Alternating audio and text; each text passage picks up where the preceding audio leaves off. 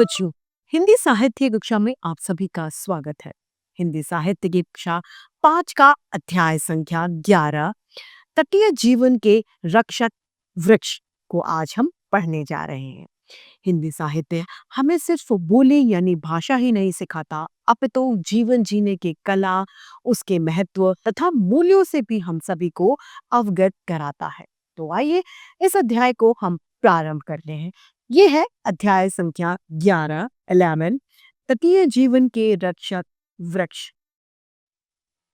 पाठ परिचय।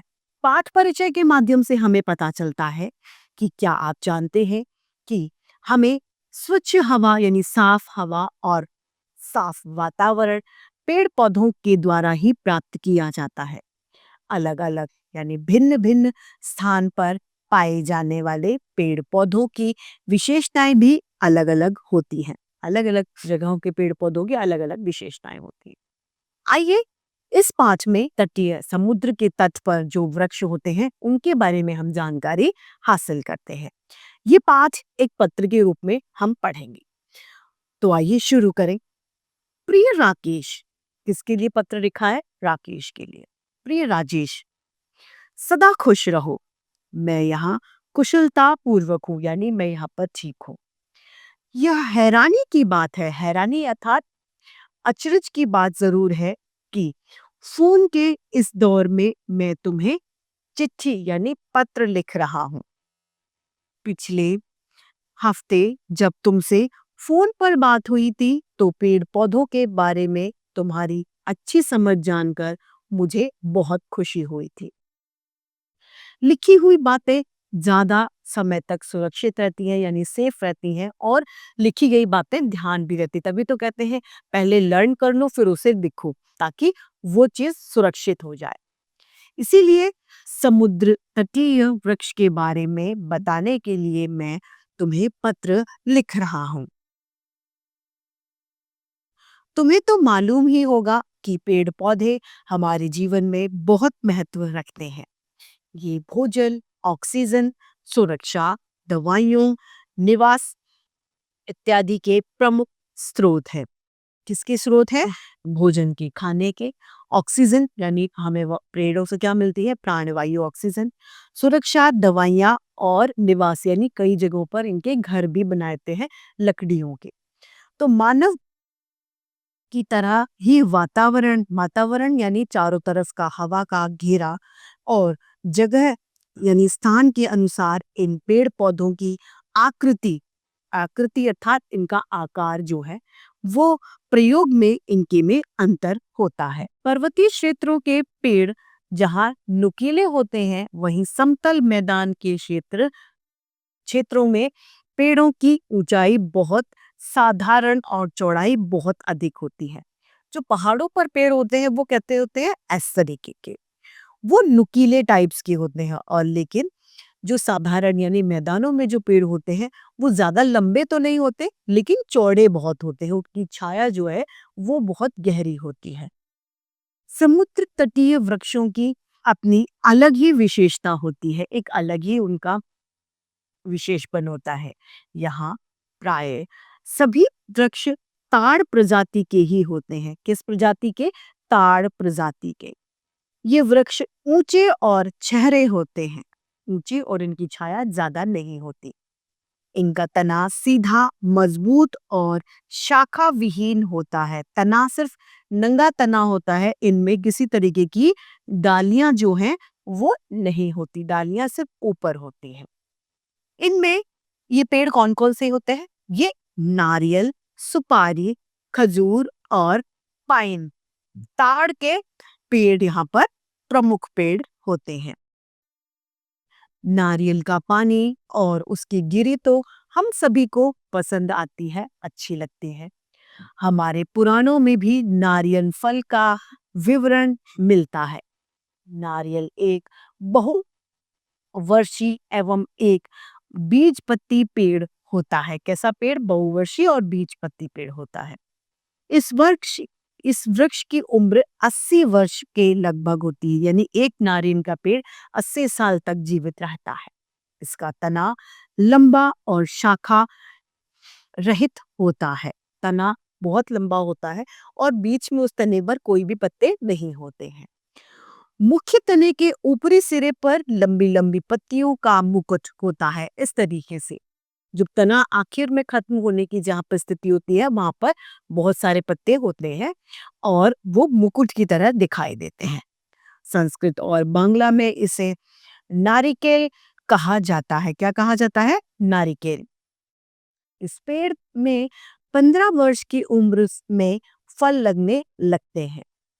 हर साल लगभग 75 फल ये देता है। कितने? 75 नारियल एक साल में ये देता है। नारियल के वृक्ष का प्रत्येक भाग उपयोगी होता है। पत्तियों से झाड़ू बनाई जाती है। नारियल की जो पत्तियां होती है उससे झाड़ू का निर्माण किया जाता है। नारियल की जटाओं से चटाइयाँ, रस्सियाँ, थैले आदि बनाए जाते हैं। सूखे नारियल से तेल भी तैयार किया जाता है जो खाना पकाने और बालों को लगाने में भी काम आता है। तो देखा, इसका हर एक जो पार्ट है वो कार्य आता है। सूखे नारियल को मेवे के रूप में भी उपयोग में लिया जाता है। नारियल का पानी प्यास बुझाने वाला तथा औषधीय गुणों से भरपूर होता है। नारियल का पानी बहुत फायदेमंद भी होता है। पाइन ताड़ का पेड़ भी ऊंचा होता है। इनका तना भी सीधा, सबल और शाखा विहीन ही होता है। ऊपरी सिरे पर कई लंबी वृंत तथा किनारे से फटी फलक वाली पत्तियां इन पर लगी होती हैं। इनका फल काष्ठीय गुठली वाला होता है। कैसा? काष्ठीय गुठली वाला। ताड़ के वृक्ष 30 मीटर तक बढ़ सकते हैं। उनकी लंबाई कितनी होती है? 30 मीटर तक। पुराने जमाने में जब कागज नहीं होता था तब इसके पत्ते को कागज की तरह उपयोग में लिया जाता था। इसको ताड़पत्र कहा जाता था। क्या कहा जाता था? ताड़पत्र। ताड़पत्र पर लिखी हुई कई पुस्तकें आज भी सुरक्षित रखी हुई हैं। ताड़ के और भी कई तरह के उपयोग हैं। इसके तने से निर्मित शहतीर मकान की छत पर लगता है। शहतीर यानी छप्पर जो होता है वो मकान की छत पर लगता है। शहतीर के ऊपर इसके पत्ते डाले जाते हैं और छत बना दी जाती है। ताड़ के दूध को नीरा कहते हैं। नीरा किसे कहते हैं? ताड़ के दूध को नीरा कहा जाता है। यह सेहत के लिए बहुत ज्यादा फायदेमंद है। सुपारी के वृक्ष ताड़ के वृक्षों से मिलते जुलते ही होते हैं। ये वृक्ष एक दूसरे को छूते हुए आसपास लगाए जाते हैं। सुपारी का वृक्ष बहुत नाजुक होता है, बहुत कोमल होता है। इसकी बहुत ज्यादा देखभाल करनी होती है, देखभाल की जरूरत होती है। इसके वृक्ष की ऊंचाई 40 से 50 फुट होती है। इसके पत्ते नारियल के समान ही झाड़दार और 1 से 2 फुट तक लंबे होते हैं। इसमें छोटे छोटे फूल लगते हैं और फल 1-2 इंच के घेरे में अंडाकार या गोलाकार होते हैं। भारत में सुपारी का प्रयोग पूजा पाठ में, पान मसालों आदि में किया जाता है। सुपारी औषधीय गुणों से युक्त होती है, भरपूर होती है। ताड़ जाति का चौथा वृक्ष होता है खजूर का पेड़। खजूर का पेड़ 30 से 40 फुट ऊंचे होते हैं। इससे इसके कई तने अक्सर एक ही जड़ में जुड़े हुए होते हैं, पर यह अक्सर अकेले भी बढ़ते हैं। खजूर का फल मीठा होता है। खजूर हम सभी ने खाए हैं, मीठे होते हैं। इसे सुखाकर भी रखा जाता है। सूखे खजूर को छुआरा कहा जाता है। सूखे खजूर को क्या कहते हैं? छुआरा, जो हम सभी दूध में डाल के खाते हैं। यह प्रजाति हमारे शरीर को शक्तिशाली बनाता है। हाँ, यह समुद्र तटीय क्षेत्रों के अलावा बगीचों और जंगलों में भी होता है। तराई क्षेत्रों में भी इसकी एक प्रजाति होती है। तराई यानी घाटी या फिर पहाड़ी क्षेत्रों में भी कि निचले मैदान के जो भाग होते हैं उनमें भी इनकी एक प्रजाति होती है, परंतु उसका फल मीठा नहीं, कसैला होता है और केवल पक्षियों के ही काम में वो आता है। इसका वृक्ष बगीचे में भी खूब होता है। आसपास के वृक्षों के बीच सिर उठाए शोभा देता है। इसके सुनहरे फल धूप में चमकते हैं। खजूर का रेशा कई कामों के लिए प्रयोग में लाया जाता है। अच्छा, अब पत्र को समाप्त करता हूँ।